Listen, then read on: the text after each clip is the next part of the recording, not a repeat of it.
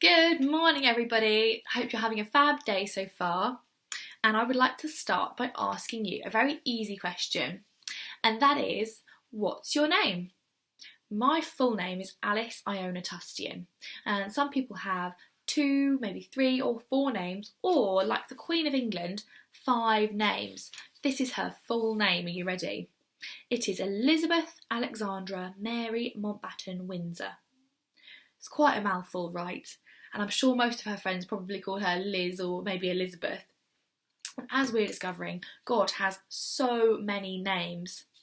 And today we are looking at what God said to Moses when Moses asked him, "What is your name?" And God replied, "I am who I am," or Jehovah or Yahweh. So the story from the Bible today is in Exodus 3 to 4, and hopefully it's a familiar one. As he neared Mount Sinai, Moses heard a different sound, a crackling sound like a fire. He looked around. Yes, over there. Moses saw a bush on fire, but the bush wasn't burning up. Moses turned towards the bush. "I want to see this amazing sight up close," he said, "and find out why the bush isn't burning up." Then Moses heard another sound, a voice calling his name. "Moses, Moses." Who could it be? "Here I am," Moses said.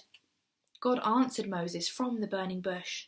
"Take off your sandals," God said. "This place is holy. I am the God of your father, the God of Abraham, Isaac, and Jacob." Moses took off his sandals and covered his face. "I have a job for you, Moses," God said. "My people are slaves in Egypt. I know they are in trouble, and I will rescue them. I want you to lead my people out of Egypt and into a good land." "That's a big job," Moses said. "How can someone like me do that job?" "I will be with you, Moses," God said. Moses had another question for God. "When I tell the people that you sent me, they will want to know your name. What should I tell them?" "I am who I am," God said. "Tell the people that I am has sent you. I am the God of your fathers, and this is my name forever." Now that is an amazing story if you think about it. A bush on fire. If we saw a bush on fire, we would expect it to burn up and just leave some ashes. But this bush was different. Because God was in the bush, it was not burning up, it was not changing at all. Because God is the same yesterday, today, and forever. He never ever changes, just like the burning bush. God knew the people would ask who had sent Moses, and sometimes people ask us that question as well. Who sent you? Why are you doing this?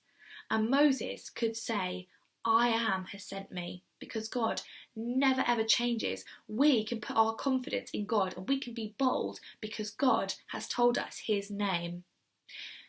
It doesn't need any more explanation because it is that simple. I am who I say I am.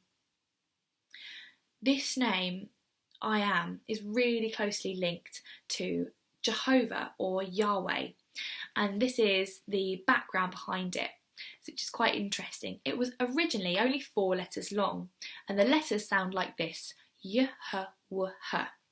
And the reason that you can't say that as an actual word, you can try if you want, is because God is so big and so amazing and so holy that we can't even write his name down on paper.